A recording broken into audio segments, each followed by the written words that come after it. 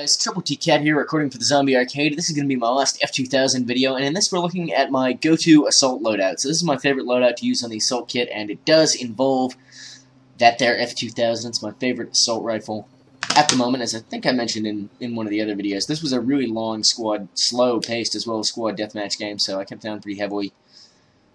Anyway, you're about to see my loadout, which is fairly typical except for the optics. I'm using a PSO, 4x scope, a foregrip, and a suppressor. You'd normally use the ACOG sight. You unlock that much sooner for the F2000, or you could use one of the 3.4x sights with this setup as well. I choose the PSO scope because I've got it unlocked, and I like the way it looks on the gun. That's about it. You know, a nice sense of the aesthetic. The reason I really like this setup is because it's extremely versatile. The suppressor brings the gun's recoil down even lower for better medium to long range shooting. The PSO scope again allows that, and the hip fire accuracy on the F2000 and the high rate of fire make it pretty good just from the hip at close range. So this was a good game to show this off. I think you're going to see a bit of me hip spraying, a bit of me taking dudes out close up, and some pretty long range stuff with this setup as well. I want to talk a little bit about the squad deathmatch game type. It's an interesting game type. It's a team deathmatch with 4 teams of 4 players. And it's on much bigger maps than the 24-player TDM, despite only being a 16-player game mode. It's a really sort of slow-paced, small-scale team deathmatch, and there's this infantry fighting vehicle on the BMP on this map. And it's, I don't know, it's not played very much, but I think it's an interesting game type because of how sort of slow it is. And I mean, some people would say it's really campy, but it's not so much that. I mean, you can camp in it. It's more so about, because the maps are larger and because there's not that many people, you sort of have to be really careful checking everywhere, because as well as there being 4 teams, it just means that you can't quite know where the enemies are going to come from. So you have to be pretty careful, which makes it pretty cool, a pretty interesting game type. It's probably a bit too slow-paced for a lot of people, but and I mean, I would never play it all day, every day, but I tend to like it. I tend to get a fair bit of enjoyment out of Squad DM, despite the fact that Battlefield 3 is obviously more an objective game than a deathmatch game. Oh, failing so bad. Did get him eventually. Fucking sounds out of sync again. I don't know. Some of these videos come out fine, and then other ones, it's only a tiny bit out right now. Might have to go back to recording at that lower res. Anyway, getting taken out there. This map is pretty large for Squad DM, Caspian border. You've got this whole area of the map with the forest up to that sort of DMZ that I'm facing towards, and you've got the area around the gas station. It's pretty big for 16 players, which is why this game was like 17 minutes long and pretty slow. So you can see here, taking dudes out with that single shot at medium range, and by that I mean failing tragically to lead that guy enough, but I think I do end up clocking him when he comes around this way. Yeah. Fuck you, Ducky Revenge. It's a nice little game mode, and a nice little setup, and I think one that a lot of people probably wouldn't rock on this gun. I don't see many people using a suppressor and a 4x sight on this. The most popular attachments for this seem to be, a lot of people like to use heavy barrel, and basically close range loadouts are the most popular for this. But I find you just get a lot more versatility if you can see here I actually take out a fucking sniper with this. Not because this gun is so good at that range, and it's a super OP gun, and it's so OP and it needs to be nerfed, as I said in the first video. It might be a little bit overpowered. But that was kind of that sniper failing. I don't even know where that guy came from who killed me there. He was actually in the same place as the guy I just killed, but somehow I didn't quite see him. I don't even know.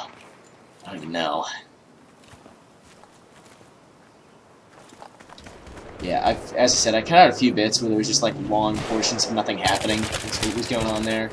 And as you can see there, the hip fire accuracy, not bad at all. I shouldn't have run out that door. That was silly.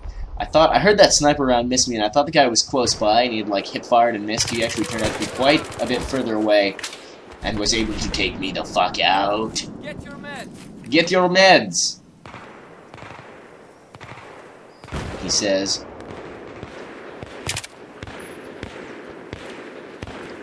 Go, teammate. Yes. Good, teammate. Good. Seem to be getting shot in the ass. Okay, I'm dead. I killed that guy, that Jamar 090 guy. I kill him so many times. He's got to be mad. He was the sniper I outsniped before. I kill him there. I think I killed him like 3 times in the space of about 2 minutes here. I was feeling kind of sorry for this guy because I just killed him there. He was trying to run across that open field, which was not a smart idea. Good thing to do on this map is, there he is again. Good thing to do on this map when you're moving around, especially in these slower-paced game modes. In this area of the map particularly, this forest area is really, really dangerous.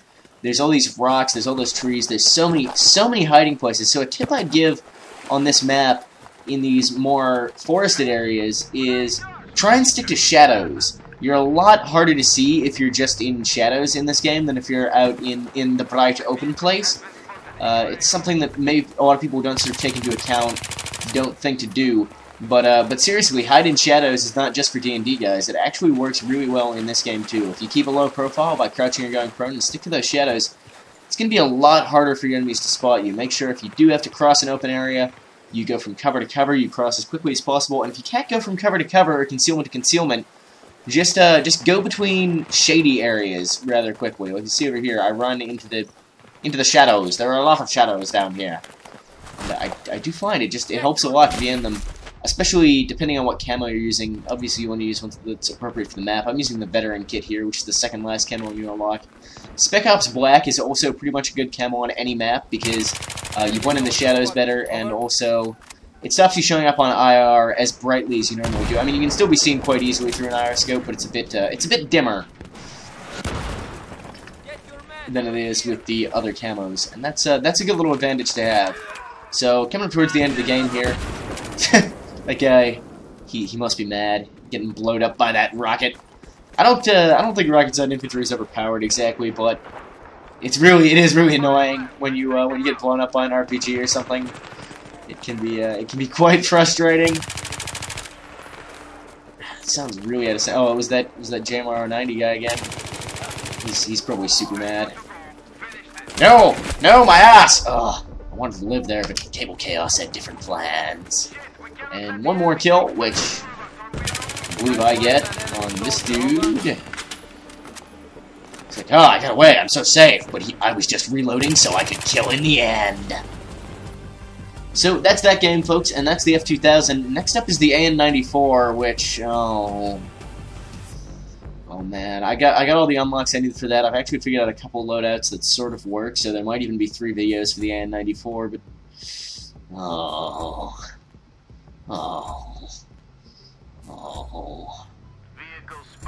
What vehicle? What are you talking about? The game's over! Shut up, radio operator. Anyway, that's that game, folks. I went 18 for 7, and that's the F2000. Let me know what you thought of the video. Troubletcat out.